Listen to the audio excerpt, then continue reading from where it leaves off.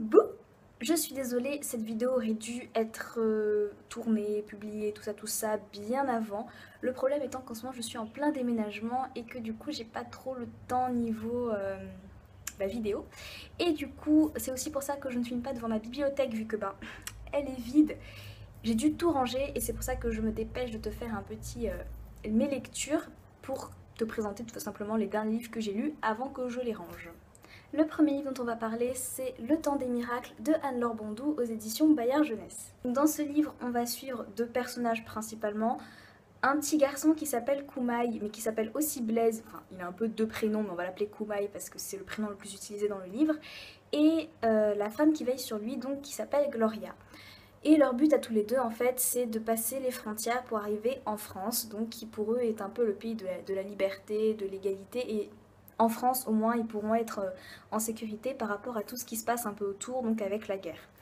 Donc voilà, on va suivre tout simplement un peu leur périple jusqu'à arriver en France. Au début, j'ai eu un peu de mal avec le livre, entre guillemets, je l'aimais bien, mais ça m'emballait pas plus que ça et je m'attendais à beaucoup plus.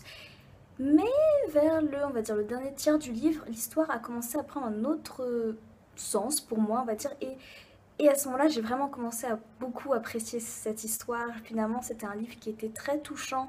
C'était une belle histoire. Donc, ça, bien sûr, ça parle d'immigration, ça parle d'exil. Donc, quelque part, c'est aussi très intéressant. Ça permet de voir quelque part une certaine réalité. Et je pense que du coup, ce livre peut être vraiment d'actualité aujourd'hui, quelque part.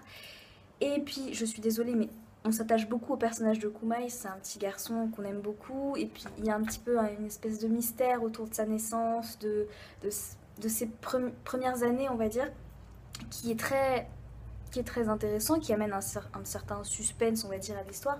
Donc oui, sur ce point-là, c'était bien. Donc conclusion, j'ai aimé ce livre. C'est vrai qu'au début, j'ai eu un peu de mal, mais finalement, il était très beau. Et les dernières pages m'ont ému, vraiment. C'était une très belle histoire, donc malgré tout, je te la conseille. Ensuite, j'ai lu L'Homme Boîte de Kobo Abe aux éditions Stock. Alors, je ne sais pas comment te résumer ce livre parce que c'était très étrange, mais pour faire simple, on va dire que c'est tout simplement un homme boîte, voilà, on suit ce personnage, et pour que tu comprennes mieux, un homme boîte, c'est un homme, on va dire un vagabond quelque part, qui a enfoui son corps dans une boîte, de la tête jusqu'à son bas-ventre, et voilà, ses jambes sont à l'air libre pour qu'il puisse marcher. Et en gros, voilà, on suit l'histoire, ou en tout cas une partie de son histoire, à ce personnage-là, qui est homme boîte. Je ne te cache pas que ce livre a un peu été une déception pour moi parce que j'attendais tellement de ce livre, parce que le résumé m'avait carrément emporté. J'avais l'impression que ça allait être quelque chose de très poétique. Et c'est pas du tout ce que j'ai eu dans le livre, non. En le lisant, c'était pas du tout ça qui ressortait et ça m'a beaucoup déçue. Je sais pas, j'ai trouvé ce livre bizarre, mais en même temps pas bizarre dans le bon sens parce que c'est un auteur japonais et je trouve que les auteurs japonais en général font des trucs un peu space, hein. Mais moi j'aime bien ce côté un peu space, j'apprécie beaucoup, mais là j'ai pas compris. Je trouvais que l'idée en elle-même était bien parce que j'ai cherché sur internet, mais je crois que les hommes boîtes en vrai ça n'existe pas. Je crois que c'est vraiment fictif. Enfin bref, j'ai trouvé l'idée très bien, très originale, mais l'intérieur, le livre, tout ça, c'est... Non, j'ai pas aimé et ça m'a beaucoup déçue.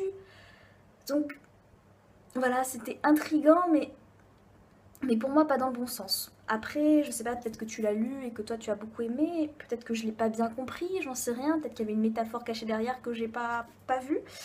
Mais donc voilà, concrètement ça m'a déçue et je te conseillerais, enfin si je te conseille quand même de le lire en fait, parce que c'est quelque chose d'assez intriguant.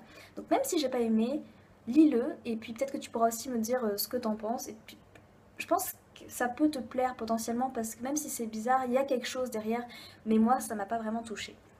Par contre, je retenterai bien quand même l'expérience de cet auteur, Kobo Abe, voilà. Je me dis pourquoi pas, peut-être que j'ai pas commencé avec le bon livre.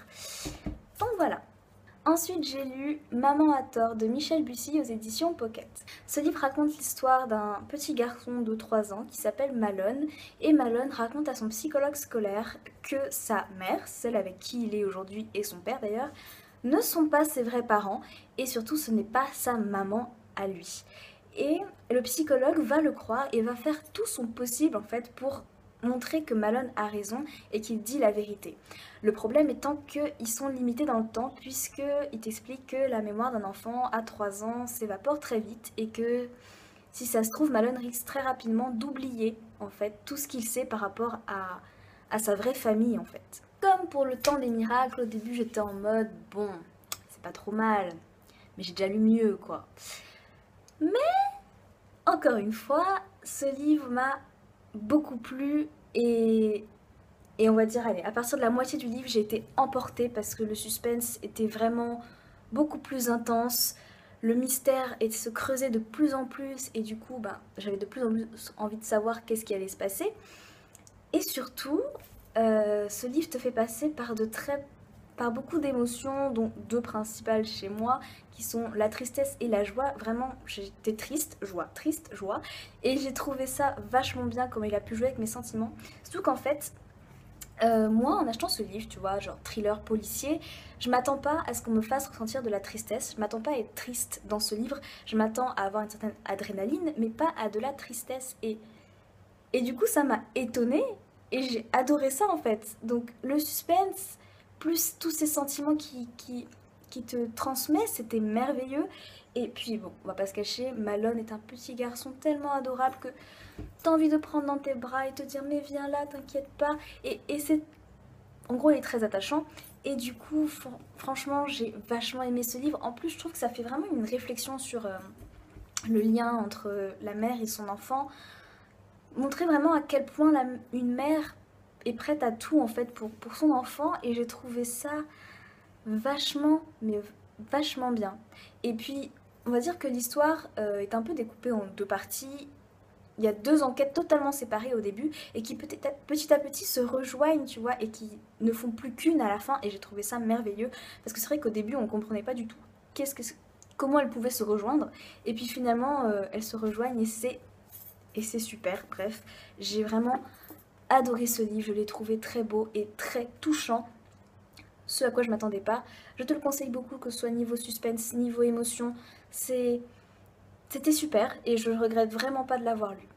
Ensuite, j'ai lu La vie rêvée de Mademoiselle S aux éditions Sarbacane dans la collection Exprime et de Samira El Ayachi. Dans ce livre, on suit le personnage de Samilia qui a 18 ans, elle est en terminale L et elle va passer son bac. Tout le monde croit en sa réussite, c'est la meilleure de la classe, elle est très douée, mais Samilia, elle, rêve de beaucoup plus de choses que simplement le bac. Samilia est une rêveuse et elle rêve d'amour, elle rêve de voyage et c'est un peu tout. C'est elle qu'on va suivre une partie de sa vie, de son histoire.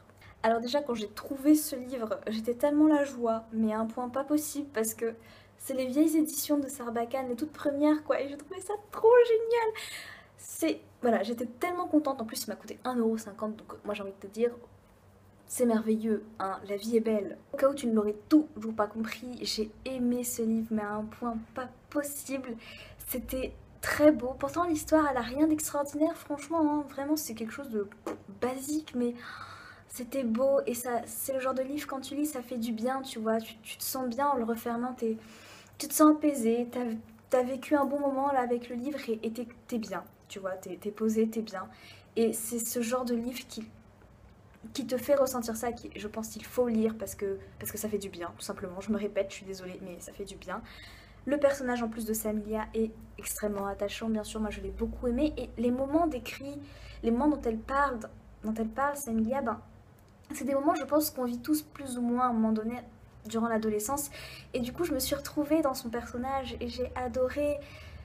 Ça m'a vraiment touchée. Et puis l'écriture de l'auteur était sublime, je veux dire, je m'y attendais pas du tout, mais c'était tellement beau, il y avait plein de passages très poétiques, j'ai même trouvé une allitération, donc voilà, c'était vachement beau, l'écriture franchement m'a transportée, donc voilà, je veux dire, un personnage super, une histoire très belle et une écriture magnifique, je veux dire, qu'est-ce que tu demandes de plus? Donc voilà, cette vidéo est terminée, j'espère qu'elle t'aura plu et surtout que je t'aurai donné envie de lire tous ces livres parce qu'ils sont tous bien, même celui-là il faut que tu le lises.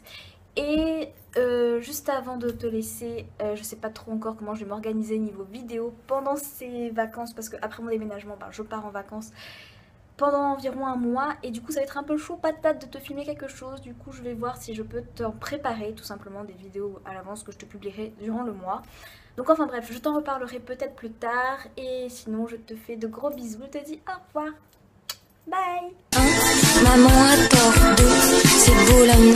3. L'infirmière pleure.